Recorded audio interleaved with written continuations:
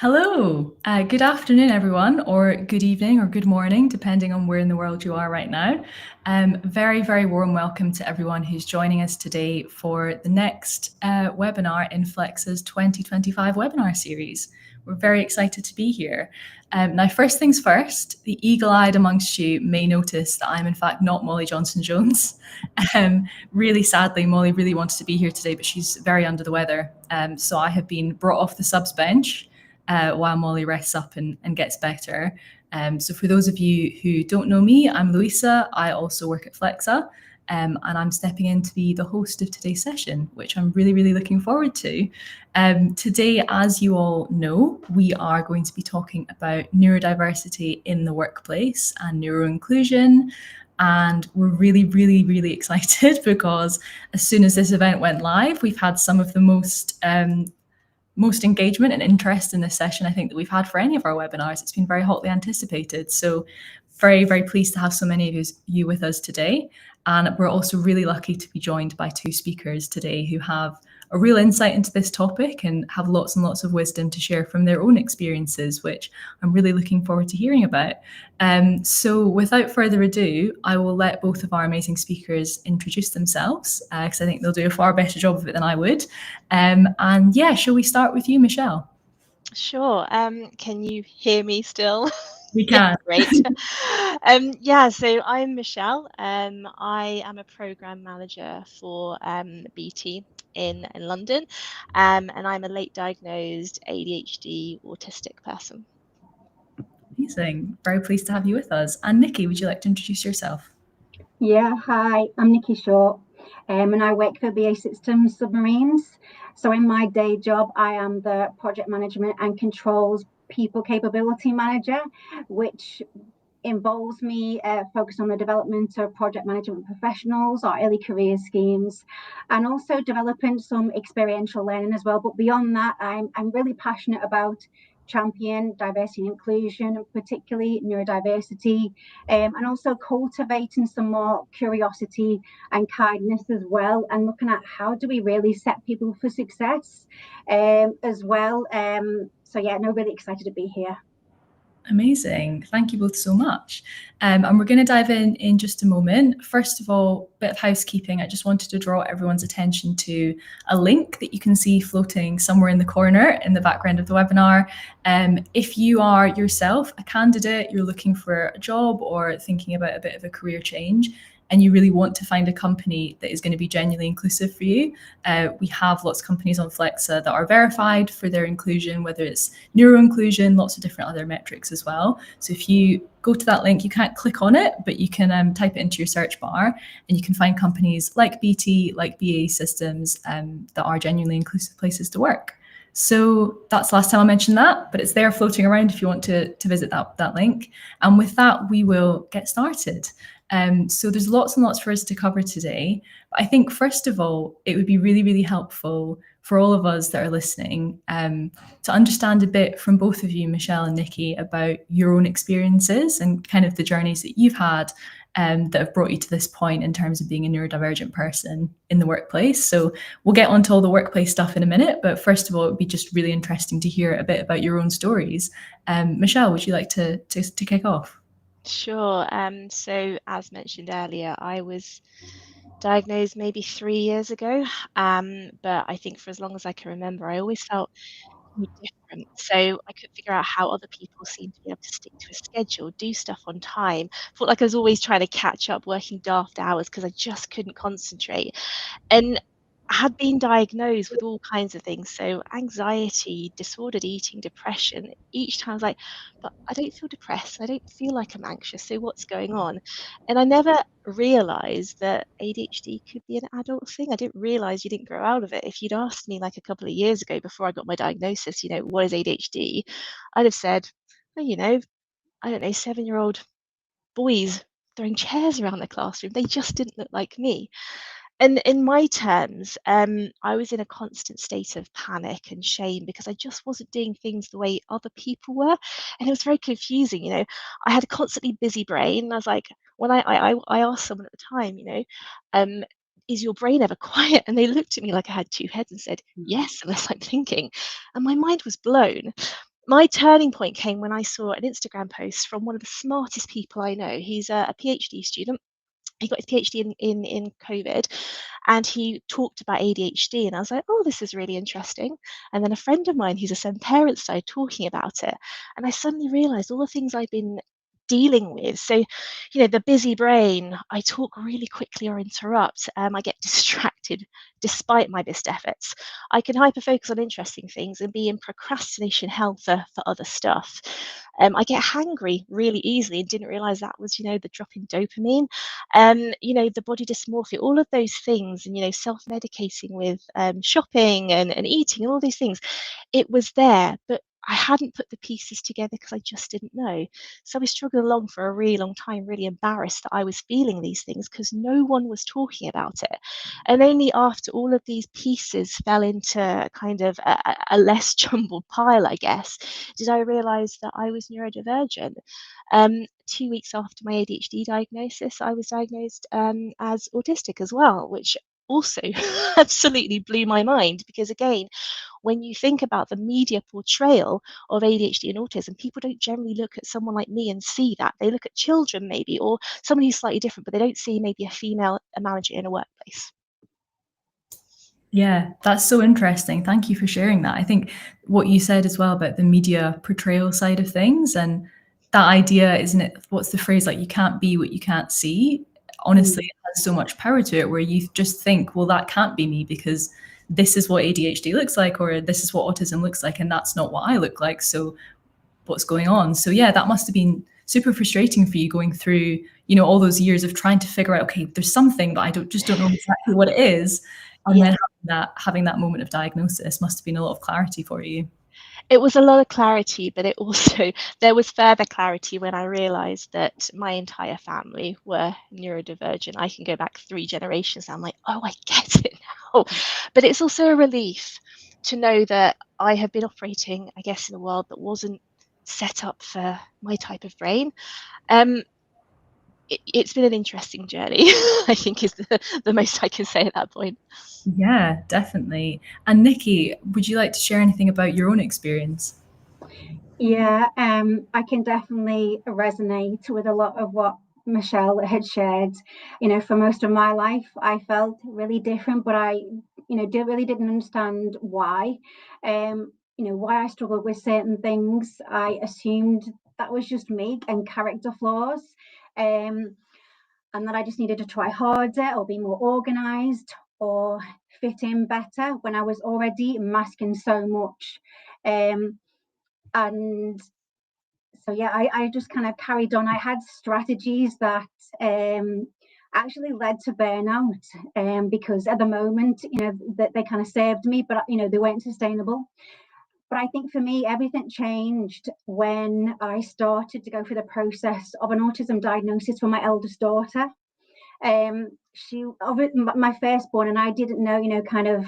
I think, you see stereotypes. So I didn't know kind of what was different. And as I learned more about autism, I started seeing, we had similar traits, similar experiences. And then my youngest daughter was also diagnosed with dyslexic, and she's going through the process of an autism and ADHD assessment as well. And again, recognize so many of my own experience and my own traits in both my children as well. So I think it was a turning point, because I felt like it wasn't me. It was me trying to fit into a world and process things differently. I went from studying astrophysics because I really wanted to be an astronaut, and I was really into space, to then straight after then studying neuroscience, because I was really fascinated to how the brain works, and I think I was trying to understand my own brain as well. So I can see how my passions kind of changed as well, and my interest, and my desire just to understand more about myself and also about behavior.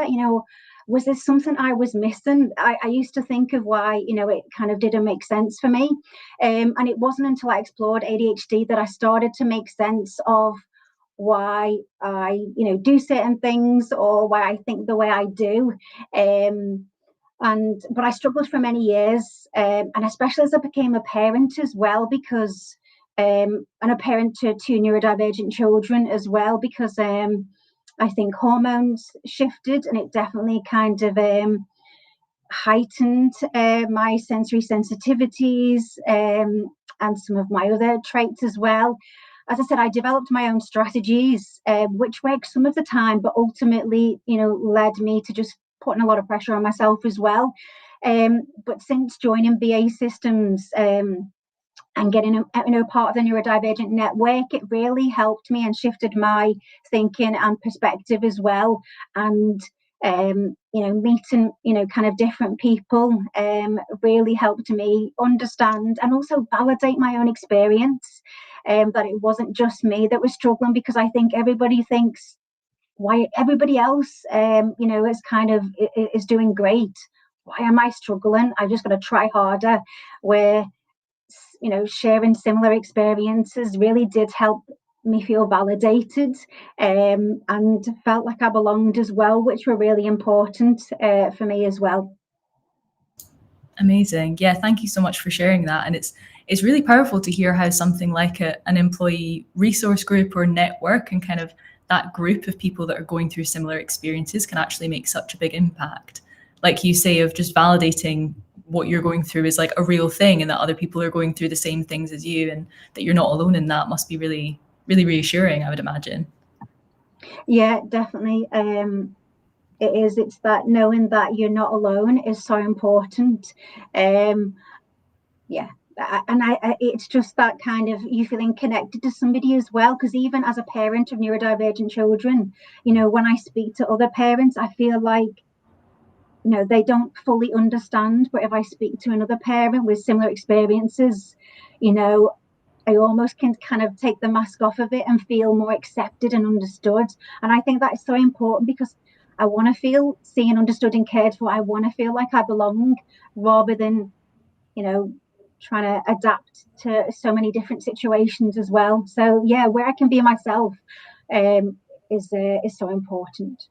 Yeah, definitely. I love that. Like being seen, understood, and cared for. That's so important for everyone, definitely. Thank you both so much for sharing about your stories. It's interesting to hear some of the similarities and some of the differences as well in what you've kind of walked through. I think obviously a big part of the reason why we're here today, and what a lot of people are keen to hear about, is that kind of experience within the workplace, and how neurodiversity in the workplace can look, and how people can actually be genuinely inclusive as well. So I'm curious to hear about your own experiences at work, and kind of whether there's anything that stands out to you, I guess, over the years of experiences you've had that have made you realize how important it is to have that inclusivity at work. Nikki, I know you mentioned about the kind of support group that you had in the network as well. Is there anything else around that you wanted to talk about further? I think having an employee resource group is so important, because we want to make resources and support accessible. But if people don't know about it, then they're almost struggling in silence. So I think understanding what support we do have, it is really important that people do access that, because it's about. And I used to struggle, thinking I feel uncomfortable asking for adjustments, because, and I don't know why, but I think that's why I went from kind of self-doubt to almost, to self-advocacy as well, like I would do with my children. So, I kind of reframed that, thinking, actually, this is how I'm set up. This is what I need to set myself up to be my best. So that reframe helped me, because I did feel really awkward. But I think the more that we share stories and experiences, and challenge some of the perceptions that that we do have, in the stereotypes, I think that is really useful for everybody.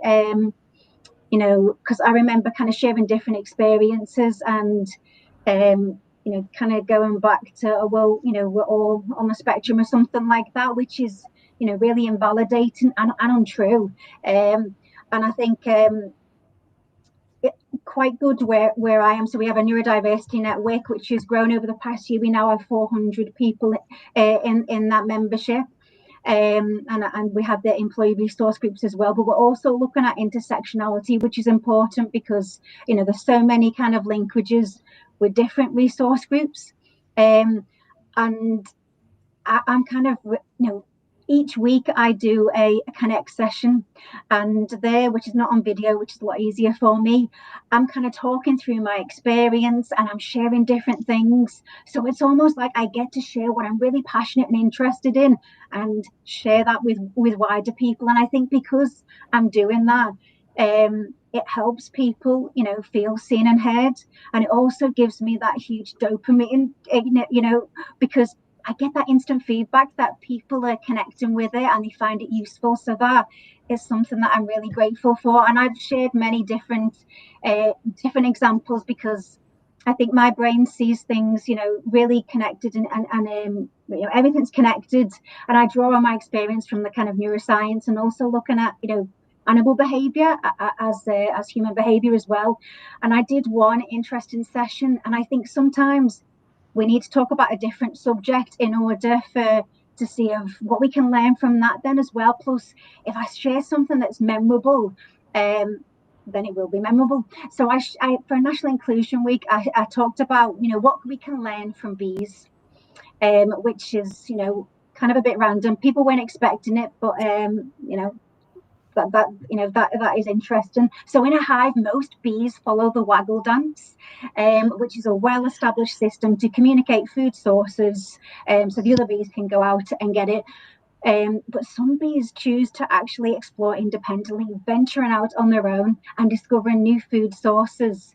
And this is crucial for the hive survival. But this has baffled scientists because we expect bees to be fully compliant to this waggle dance. You know, we all should be doing and conforming the same way. But if you look at the hive as a complex system, which, to be honest, business in the world is, isn't it? Because, you know, so many different changes. If every bee obeyed the waggle dance, then they are more likely to become over dependent on what they already know, because they haven't traded off by investing in what they don't know yet.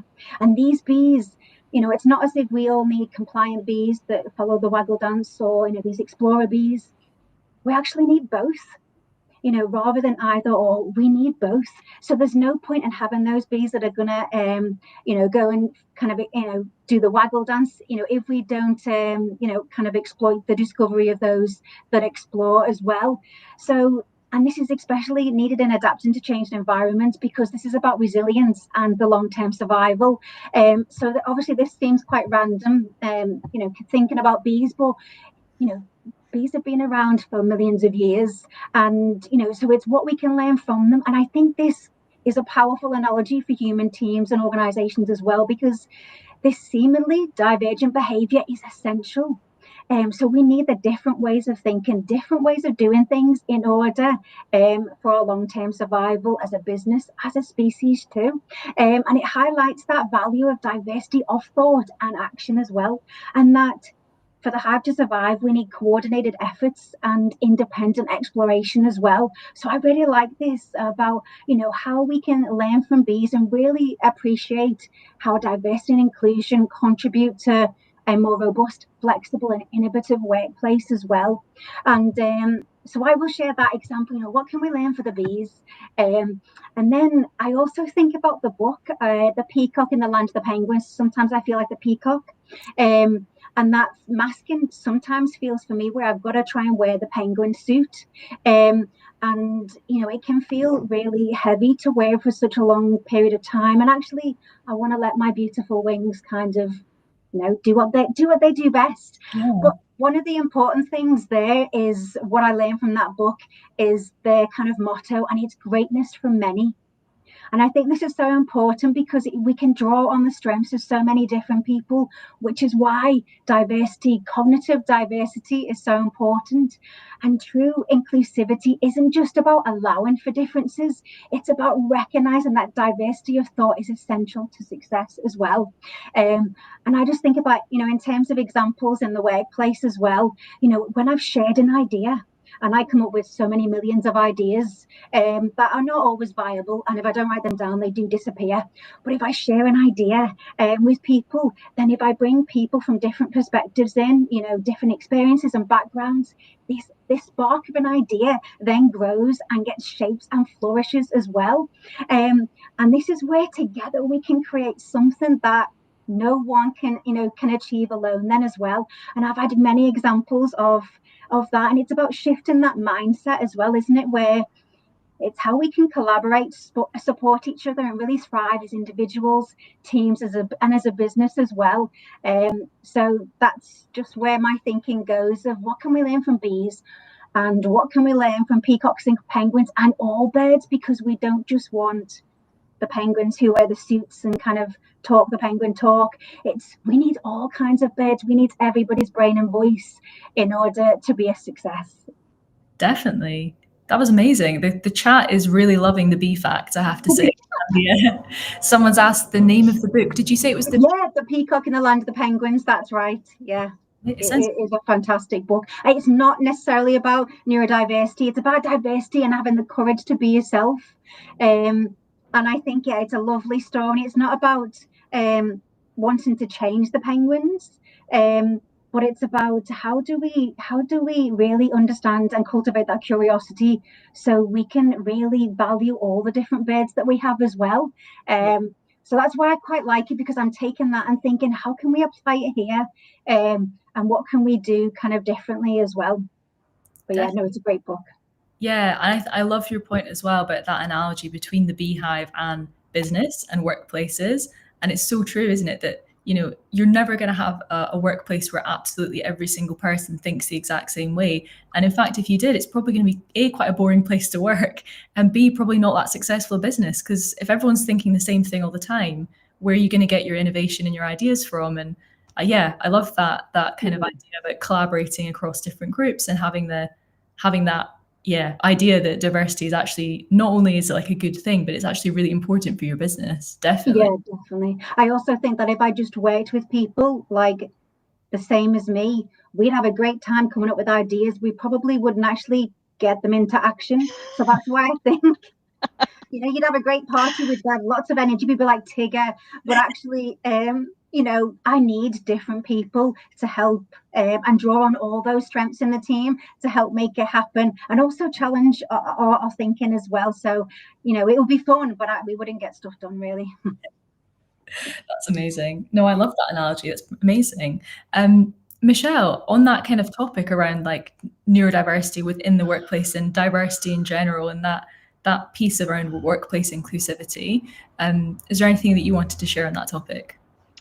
Yeah, I think line managers, people coaches, it's really, really important that everyone gets behind the message of inclusion.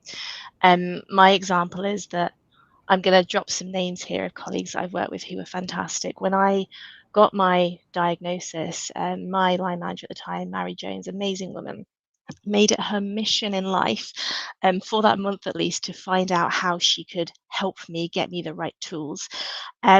She was the person that allowed me to start thinking in the way I needed to think and kind of be more comfortable with talking around it. And, you know, since then I've had amazing other managers. So a few more names like Sara Venables, Caroline Southall, Nicola Richards, all who have been really open-minded and curious about how it impacts me.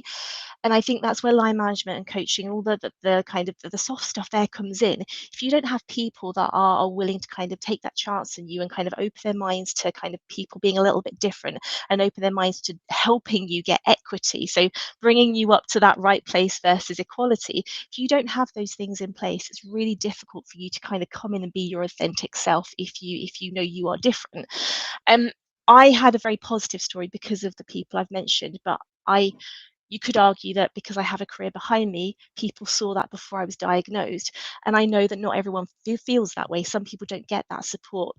I'm quite lucky in BT that they do have amazing processes, right? We have passports that mean I can work in the office or at home as and when I need to. They have lots of workplace adjustments and so forth available. But I think the main thing is when it comes to someone like BT, you're going to over-index on neurodivergent people because we are a technology company, and that diversity of ideas coming in allows us to kind of be better and better. we do have lots of, different networks as well. We have our Able To networks, who are this wonderful group of people who kind of help people understand what's available to them and kind of are there to like lend them support and so forth. We also have a task force. So I help drive a task force within BT that gives more information to people that need it. And maybe for someone like me who had a great deal of support, other people sadly don't have that. And it may be because of education, or they're anxious about, I think Nikki said earlier, you don't think you deserve effectively these workplace adjustments. It's not about deserving it. It's literally about bringing us to the same level as everyone else, so we can be the best version of ourselves. And the processes that we have within BT allow me to do that. They allow me to mentor people who may not even know they're neurodivergent yet.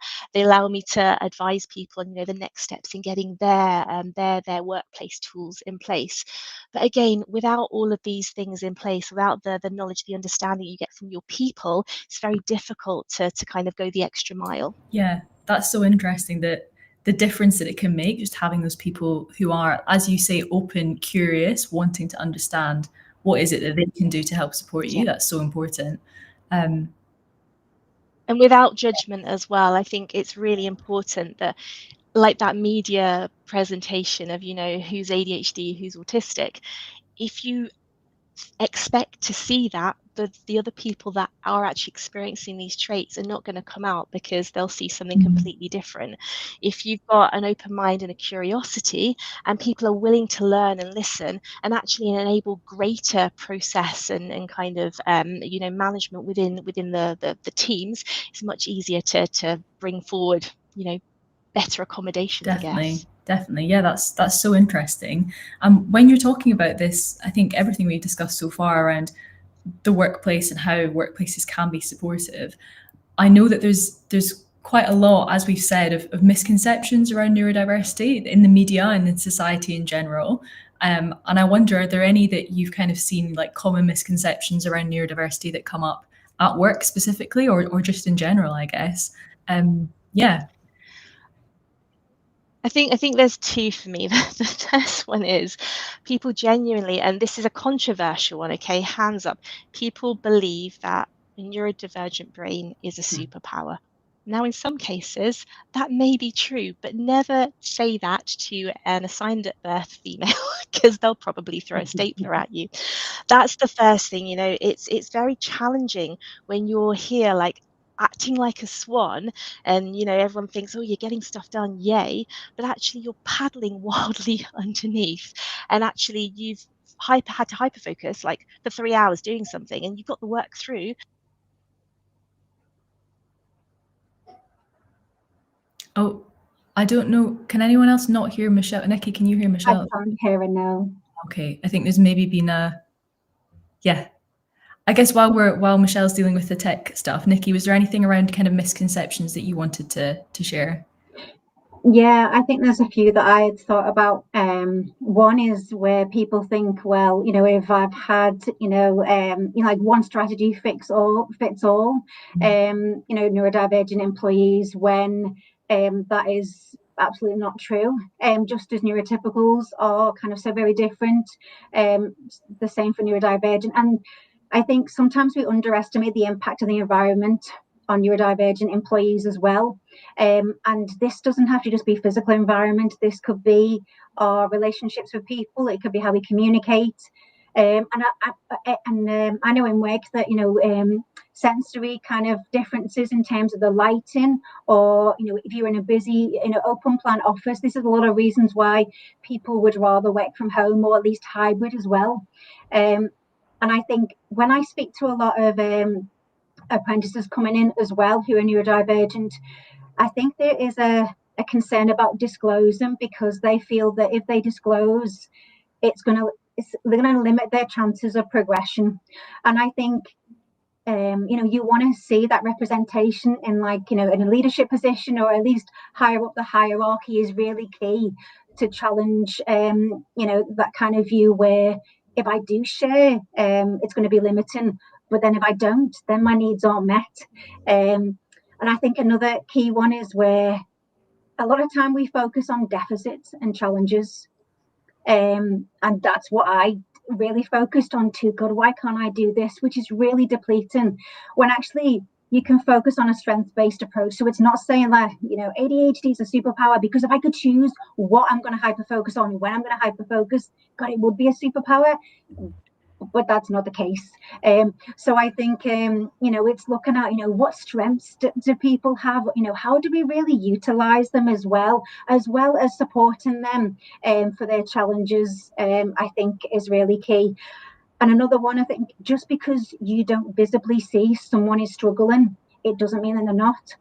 You know, a lot of people do mask. It's not just women. A lot of, you know, men and wider do mask as well, because we all want to fit in and feel accepted and feel that we belong.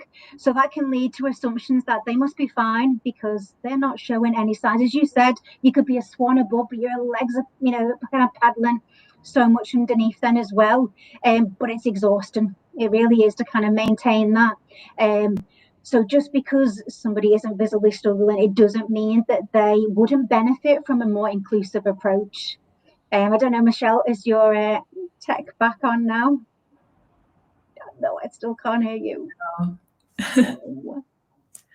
But I love that point, Nikki, as well, around, I think a couple of the misconceptions you picked up on are definitely things that I've seen. One, that worry from people coming in, you know, as apprentices, like you said, or really early in their careers, worrying like, should I disclose this? Is it going to be held against me almost? But then, like you say, if they're not disclosing it, then they're not going to be having their needs met. And then it's kind of a vicious cycle, isn't it? Yeah. And I think as well, some people think, well, accommodations are really expensive. But actually most aren't expensive or difficult to implement.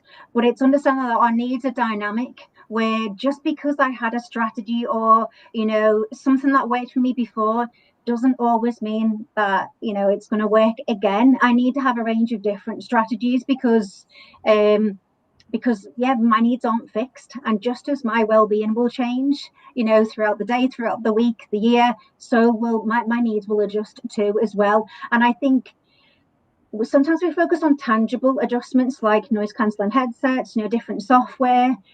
But actually what I really value, which I think Michelle also touched on, was it's the intangible stuff, you know, like clear communication, you know, people understanding my needs and then being able to meet them. So I feel like I'm not making all the effort that they're meeting me some of the way. And I've just joined a new team as well. And I'll also do a shout out to somebody that I really appreciate from my team, Joy Williams. So I did a session last week and I talked about actually how to handle difficult people, when actually it made me rethink, because we can all be difficult or seem difficult when we're not allowed to be ourselves. You know, it can be misunderstood. And there I'd said, you know, if I get like an instant message to say, have you got 5 minutes, or we need to chat, then that will just kind of stoke the anxiety within me, and it will really cause me a lot of distress. And I will think of nothing else but, oh my God, you know, what's wrong? What have I done? But I'd said I really need context as well, and I need to understand why. So the next day she messaged me, but give me all the context. And then we had a chat, and it was so nice because I left that week smiling, because I felt like it just took some effort and time for her to do that, but it was so valued for me. And I felt like I really belonged then, you know, like you know, that she understood my needs and, you know, really wanted to meet those needs as well. So I felt, you know, really safe as well. So that was so important to me. And it's those little things about clear, direct communication. You know, I think I have.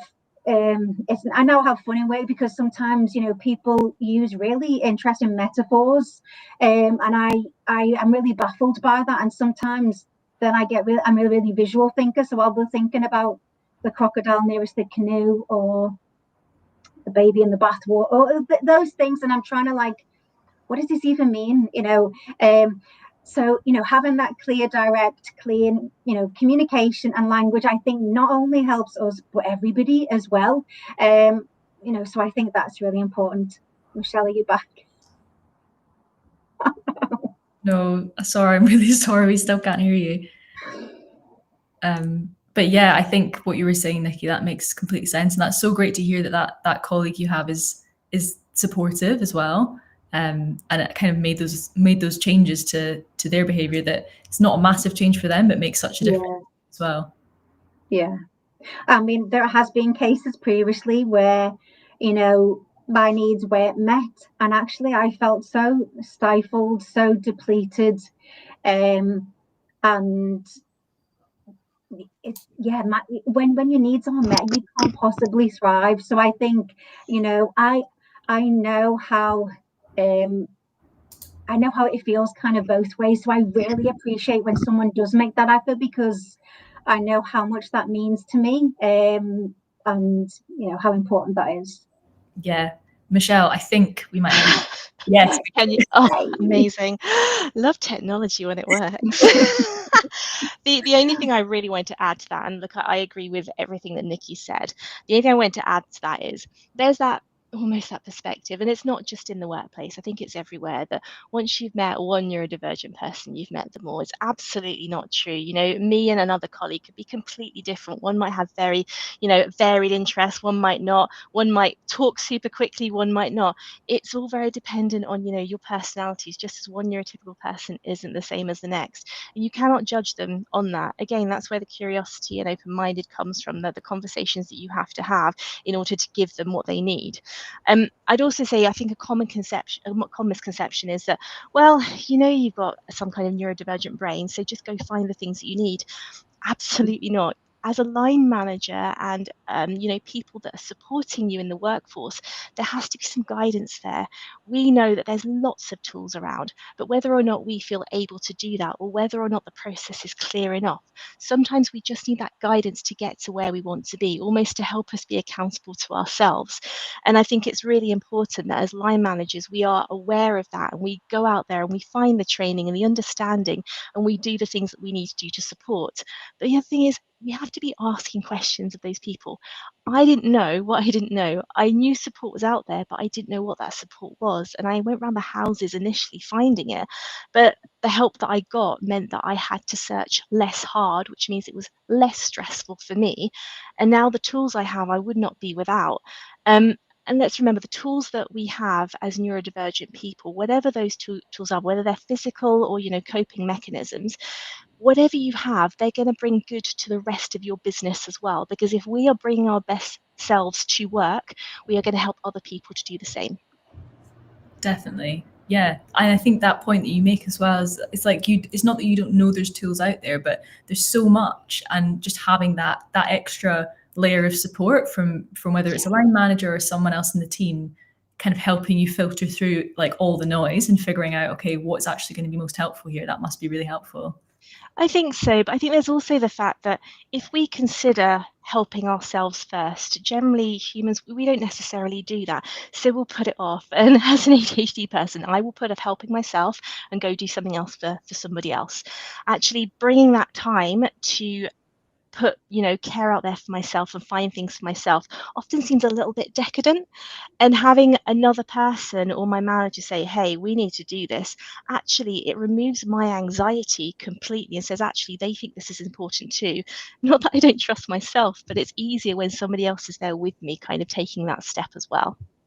Yeah, definitely. That's so interesting. And I think something that both of you touched upon there, and that I've seen we've had a lot of questions coming in about, is kind of, I guess, are there examples of whether it's specific tools or accommodations or just behaviors that people have in the workplace that you personally have found really helpful? Michelle? Absolutely. Yeah, I mean, tools for me, having gone through the BT process, I've been given a number of tools. So the tablet here, I don't know about anyone else, but I lose notepads like there's no tomorrow. This tablet and the one before it did not leave my side. I've not lost it, but I get to write everything down. And that tangible thing of writing things down really helps me to remember. The next thing is a piece of software called RSI Guard. Anyone that's ever experienced hyperfocus and looked at their laptop and it's 1 a.m, me on many occasions, will know how gutting it is realizing you've got work in 6 hours and you're still working. This software stops me literally using my mouse and my keyboard for certain times, so that I either take a break or it warns me that I've been on for X number of hours and that I need to stop. And I'm very self-aware, but I have time blindness, so I have no clue that I've been working for, upwards of 10 hours at times. Other stuff you've mentioned, the noise cancelling earbuds and so forth. But I think for me, the biggest thing is understanding that actually I love being in the office, but the passport I have says actually I find ridiculous lights like fluorescent strip lighting and noise really distracting. And you'll get a lot more out of me if on the days that I'm not feeling great, I'm actually at home working versus trundling through in public transport, getting into the office and there's noise and there's banging, and then I'm faced with those lights and someone knocking their fork against Tupperware. It's really important to remember our environment really helps us, be again our best version of us versus being put into an environment which we want to be in, but actually it's not always possible. Yeah, that's so interesting as well. Like having that option that you can sometimes be at home when you feel like that's the right thing for you must make a big difference. It definitely does. And I think for me especially, and this is something that's coming out more in science now, women, as they get older, their hormone profile changes. And most women, on average, men are diagnosed between, I think it's the ages of 3 and 7. Women on the whole are diagnosed from their late 30s. And it's because their estrogen drops and they need dopamine. They need estrogen to get that dopamine. Without one, you're going to find it really hard. For someone like me who knows that's happening, and actually at times, because of that cyclical motion, sometimes just getting out of the house can be a real struggle, knowing I'm going to have to sit with those lights. So as females, there's that intersectionality as well, which males won't necessarily go through. And I think it's really important to be educating people on the different life cycles of ADHD along with these other challenges. Yeah, that's fascinating. That whole intersectional aspect is so important, isn't it? Because otherwise it's like what you were saying about people, that misconception that, I've met one neurodivergent person, therefore I understand the whole spectrum. You really don't. It's so true. I had one more thing. There's that Copilot.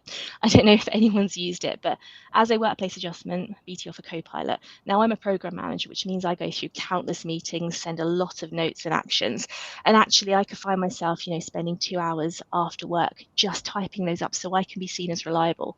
Copilot has allowed me to click a button during my meetings. It will take my notes and give me my actions like within about 5 minutes. It doesn't mean I've got more time for work. It just means that I actually get a bit more of a balance from working versus home life. And actually something like that, again, is great for everyone, but for someone like me who's neurodivergent and gets distracted or finds it hard to concentrate, it's just removed something that I didn't really need to spend that much time on and made my life far easier. Yeah, that's amazing. It's great to hear about these things that actually can make such a big difference. And yes, someone's just commented that they love Copilot as well. So that's clearly a helpful one for summarizing. Nikki, is there anything you wanted to share around the kind of, whether it's adjustments or tools or just behaviors that you find really helpful from others kind of supporting you? Yeah, I think, we have a list of different assistive software, which is really good. But we also have that with training as well, because to be honest, I use my manager. But if you were just to give me that, then I probably wouldn't use it, because, there's so many different functionalities. So I think having a trainer go through that is so important.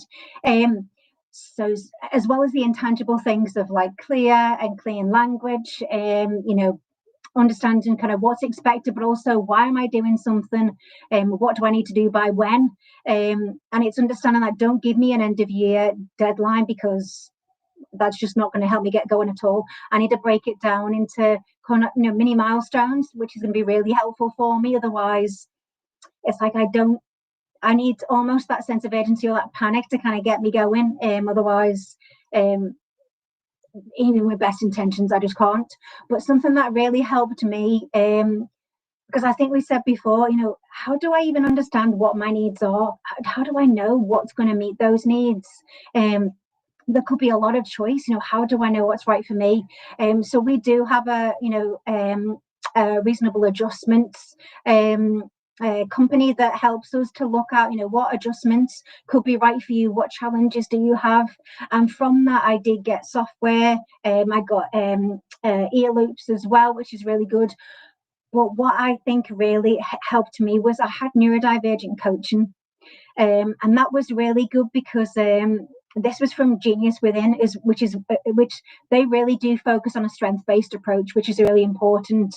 And they helped me understand my needs, my strengths, and also helped learn different strategies as well. They also helped me create a neurodivergent passport. So we have a work and adjustments passport in work. And as Michelle said, I will help other people complete theirs and assist that. But have I done it for myself? No. And I'm not great on a blank piece of paper anyway. I need to kind of get going. But my coach was great because she asked me questions and I could just talk and talk and talk. And she captured all of that down for me, which is really good because it almost like software, you kind of outsource those different challenges and the executive functioning. She was able to kind of capture all of that, which is really good. And because I had it once a fortnight, if I had some really bizarre interactions or I was thinking, why can't I just do stuff, it was really good because she helped me reframe things as well. And I had it on a Friday as well, which is really great because then the weekend I was like, yes, that's okay. Choose compassion. Nikki, you got this, was quite good. So I think that was really good that I had that coaching, because it was exploring different strategies. Because it's like I will have, like you said with a notebook, I will have like big whiteboards and everything. I will like, let's do the Eisenhower matrix. And then I'd like, yes, I'll get so excited. Then it's like, I've got bored of it now. So let's do a Kanban board style. And so I keep on having to refresh it anyway, because I need that novelty of doing something a bit different as well. So I think the coaching for me was something really good, but also from the Neurodiversity Network. We've now got a really small group of neurodivergent women across BA Systems that we have a WhatsApp group. And this has helped me immensely because, and as well as these are the intangible things, this is where I feel validated. This is where if I'm like, I just don't get this, I don't understand it, they're able to kind of help me figure it out. Or we don't get offended if someone puts a message on and we don't get back for ages and ages. We are able, it's a safe group where you're able to be yourself. And that's so important because sometimes I think I don't journal, but I must just verbalize my thoughts either out loud or on a WhatsApp, because that's me getting it out of my head. And that has been really useful for me, where I feel like I've got that support network. And that is so important to me because I don't want to feel like I'm on my own. So that's something that has really helped me of, feeling that sense of validation as well. I think it is huge.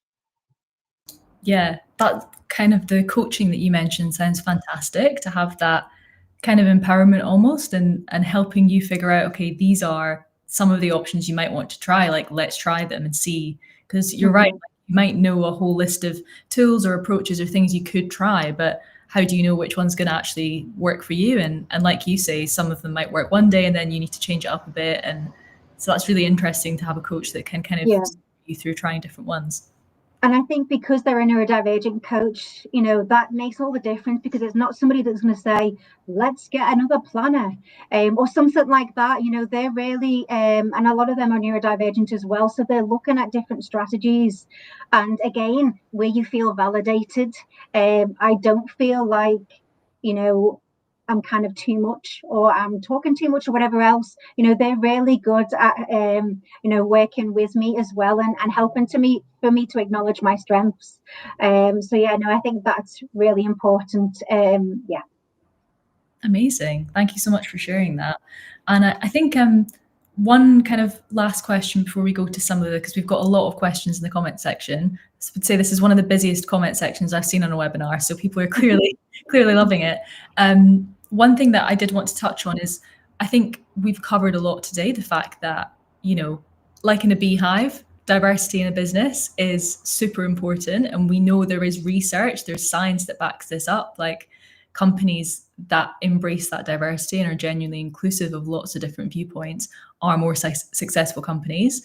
But I know equally that there are a lot of companies who are either just starting out on trying to be like, okay, we're a really old, like traditional company, we've always done things a certain way, but now we want to be more inclusive, we want to be taking some more steps to kind of support people.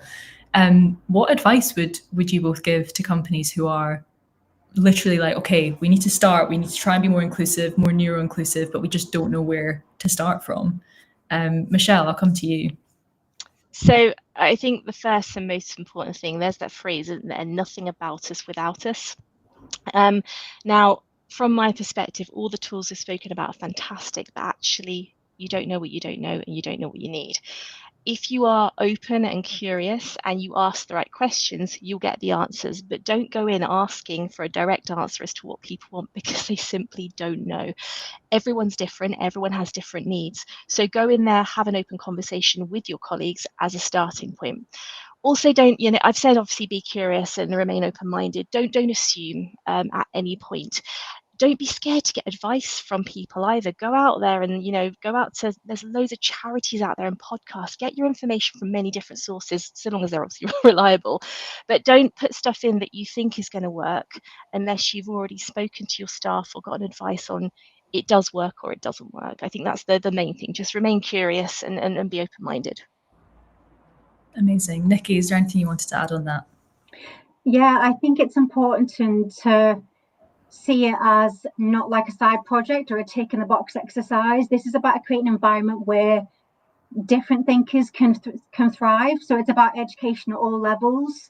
And don't wait for people to ask for adjustments. How do you build that flexibility into your ways of working so that inclusion is the default and not the exception? And I think it's about reviewing the systems you already have in place, like recruitment and onboarding, or looking at your performance management or communication. A lot of that, there are hidden barriers that are unintentional, but exclude neurodivergent talent as well. But as Michelle said, it's listening to the voices of neurodivergent colleagues to understand, how best to do it. And I think that education and awareness is really key, because you could have all the tools and things in place, but if people don't know about them, and if people still have kind of their own misconceptions, that's really not going to help people. And I just think I like when you keep saying about kind of curiosity. That's something that I really kind of value as well. And I just think if I remember nothing else, or if anyone doesn't remember anything else, remember be ACE, be accepting, be curious, and be empathetic. And you can look at that framework, like how can you be accepting? And it's where we have to fit in, but that, the workplace needs adapts. And small adjustments can make a big difference. Be curious. So ask questions rather than assume, what helps you work at your best? Really cultivate that question attitude as well, and show empathy. Neurodivergent isn't always visible. So, psychological safety is the key for people to be able to say, I think I might be ADHD or autistic, or, to be able to disclose as well. I think that is really important, that then they don't have the pressure to mask or conform. But knowing that inclusive places aren't built overnight, but every step towards understanding and valuing neurodiversity is a step towards unlocking that untapped talent and innovation. But as we learn different things, we can then kind of continually learn and grow as well. So I think that's important. And also knowing that I think having a diagnosis is a privilege as well. So it doesn't matter if you have a diagnosis or not. It's if you believe, and these are your needs that need to be met. It's looking at how we meet them. Because I think having a diagnosis is a huge privilege. So it's looking at you have needs. How do we do it? How do we set you up for success? Can I add to that as well? You've literally taken the words off of my notepad, Nikki. Thank you. You're absolutely right. Luxury is the word. Diagnosis in this country is a luxury. You can wait up to 7 years, and if the right to choose changes, go ahead within the next month. It could be longer. You cannot expect people to go and prove that they have these challenges, because many will not have the means to do so. The great thing about where I am is if you struggle with certain things, they will put adjustments in. You do not need to go and say, I might have ADHD, I'm not sure about this, that, and the other. You do not have to prove that you have this. If you have a challenge and people want you to be the best version of yourself, they will find a way to support you through that. But yeah, just making sure that we're not expecting something like, I don't know, we're expecting a moon on a stick if we want everyone diagnosed. It's just not going to happen. Yeah, I think that's actually something I noticed we had a couple of questions about, was people asking, you know, do you have to prove that you have a diagnosis to access these adjustments? And No. that's such an important distinction to make, because, you know, like you say, waiting times can be so long. Some people are having to pay to go private to get diagnosis, and that's not something that's accessible to everyone. So yeah, that's really good to hear that you have access to adjustments that is based on, like you say, your needs. What's needed to help you do these things, or you know, rather than having to, you know, tick a load of check boxes in order to access things that help you meet those needs. This has been such an interesting session, and I can see a lot of people in the comments saying the same thing. I think as well, some of the takeaways that you both mentioned, I think, will be really important for people to remember. That ACE that you were talking about, Nikki, of accepting, curious, empathetic, was that it? Yeah, I think that's a really good reminder, just in general as well. Like, that's a great attitude for people to have in the workplace. And I loved as well what you said, Michelle, about nothing about us without us. Yeah, I can't claim that one, people. I've heard it. I know it's used in the global disability movement. It wasn't by me, though, just so we're really clear. Great phrase. I'd not heard. Do you know what? I think there's another one as well.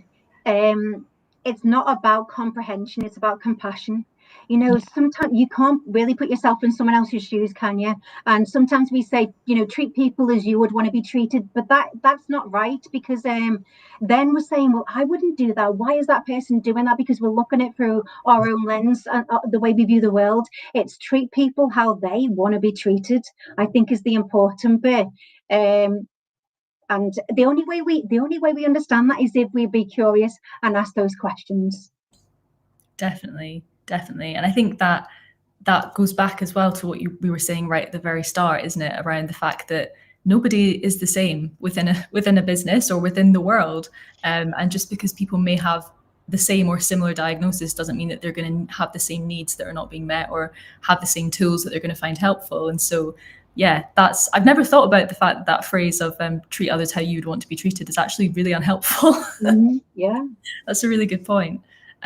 Yeah, I'm just looking through some of the comments, and a lot of the questions we have answered, which is great. A lot of people asking for, you know, examples of tools or general accommodations that can be made in the workplace to make things a bit easier.